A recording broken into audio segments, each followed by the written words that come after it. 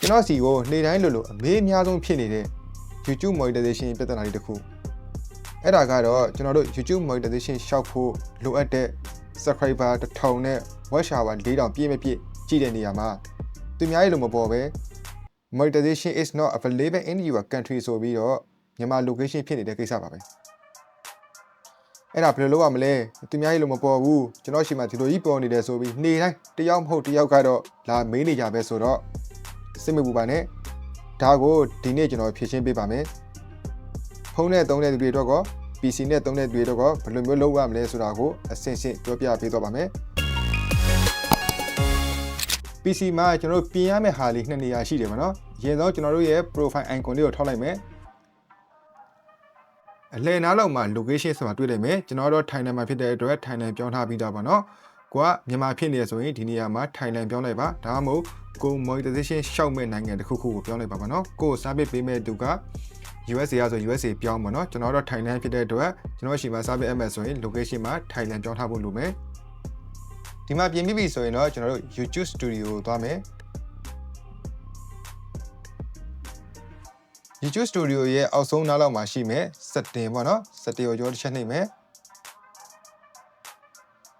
setting မှာဆိုရင်ကျွန်တော်တို့ဒုတိယ line မှာ channel ဆိုတာတွေ့လိမ့်မယ် channel ကိုနှိပ်မယ် country of resident မှာကျွန်တော်မြန်မာဖြစ်နေရဆိုရင် Thailand ပြောင်းပေါ့နော်ဒီနှစ်ခုကတော့တူရပါမယ်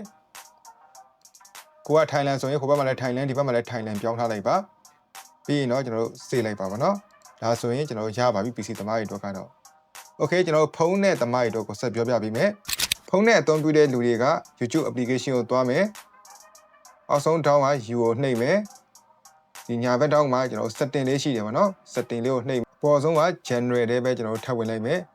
၄ချောင်းမြောက်လောက်မှာ location ကိုတွေးလိုက်မယ်အဲ့ဒီမှာကျွန်တော်မြန်မာဖြစ်နေတယ်ဆိုရင် Thailand ပြောင်းလိုက်ပါနော်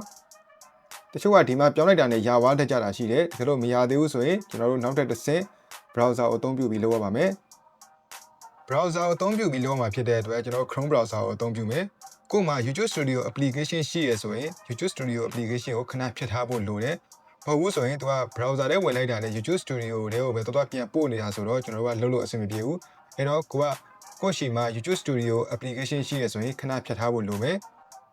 Chrome ထဲကိုသွားမယ် Chrome မှာ YouTube Studio ဆိုပြီးကျွန်တော်ရိုက်လိုက်မယ်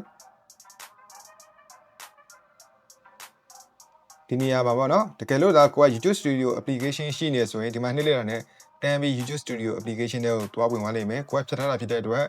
ဒီ browser မှာပဲသူကဆက်ပြီးတော့အလုပ်လုပ်လိုက်မယ်ပေါ့နော်ကျွန်တော်တို့အကောင့်ဝင်ထားပြီးသားကိုကအကောင့်ဝင်ထားသေးဘူးဆိုရင် YouTube channel ဖွင့်ထားတဲ့ Gmail နဲ့ password ကိုပဲအသုံးပြုပြီးတော့ဒီမှာအကောင့်ဝင်လိုက်ပါနော်ကျွန်တော်တို့အကောင့်ဝင်ပြီးသားဖြစ်တဲ့အတွက်ဒီနေရာမှာတန်းပေါ်နေမယ်